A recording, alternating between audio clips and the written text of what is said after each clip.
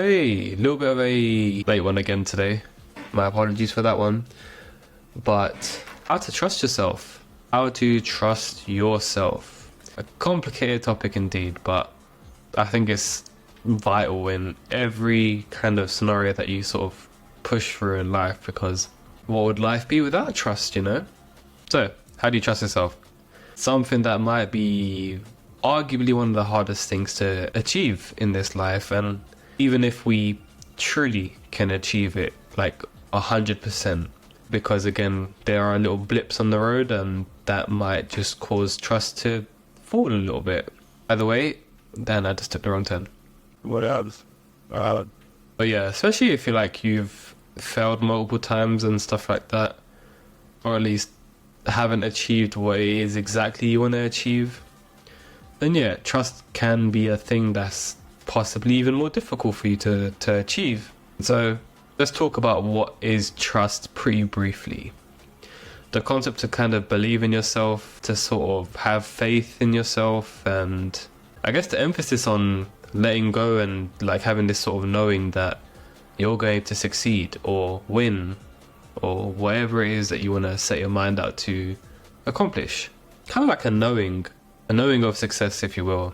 Like the same way you kind of trust yourself to wake up every day, to kind of walk, to even grabbing your phone or whatever device you're watching this video on. There's always decisions that you make every single day that you just trust fully.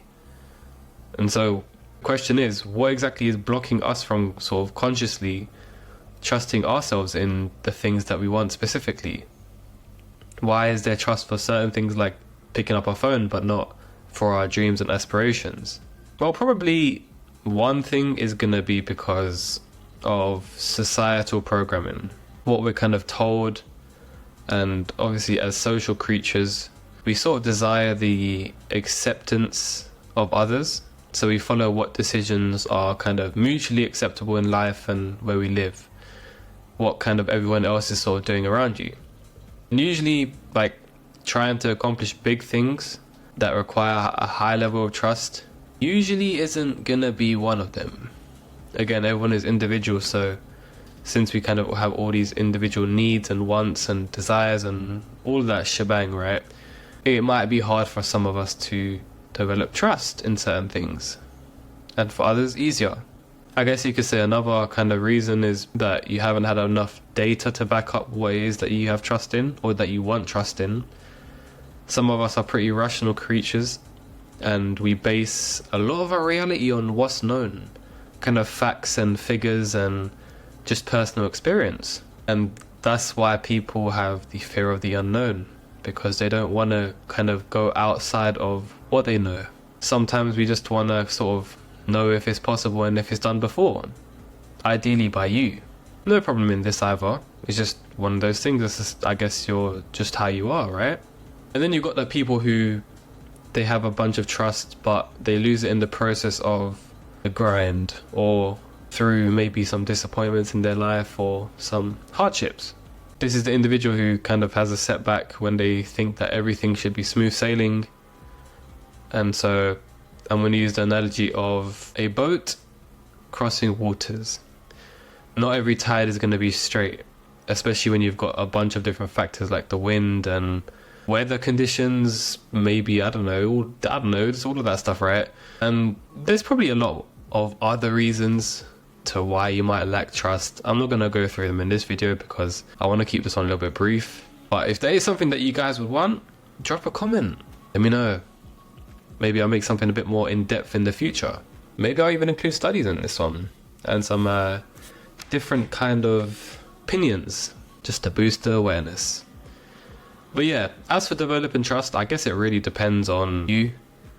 That's not really what you want to hear, but I guess that's kind of the main answer. But I'll try to obviously explain some things that may help. I think trust sort of kind of comes from a kind of innate knowing of practicing slow steps every day of certain things and developing that consistency. Not only that, but it also develops confidence. And then you could even say that confidence and trust are interlinked. Possibly. I'm gonna let you guys figure that one out. And trust may even be built on the ability to know yourself, self-awareness. And what comes after self-awareness, once you've fully accepted that through self-acceptance and becoming whole essentially, is that everything will be okay despite anything that kind of comes at you. This is something that is pretty amazing and a lot of people strive for. It's probably a very hard task to do as well, but I mean, some people, they find that through God, right? They say that obviously God willingly, everything happens for a reason and stuff like that. And obviously for the people that don't want to believe in that, then any kind of advice will do. I've said in previous videos, it could be families, it could be yourself, it could be even just random people around the world, just making the world a better place. It doesn't have to always be down to religion or anything to do with those kind of stereotypes. Or stereotypes, that's the wrong word. But yeah, when you start trusting yourself, or even knowing the like kind of self-awareness where you kind of know what it is that kind of triggers your fear points, and then you know the kind of solution for that, and you'll be an unstoppable force. I'm telling you, all your dreams you can accomplish from that, man. But yeah, the steps to achieving that are not the easiest, but it's definitely worth it in my opinion. On that note, I appreciate you guys for watching, and we'll be back in the next one. Peace and blessings to you all. See ya.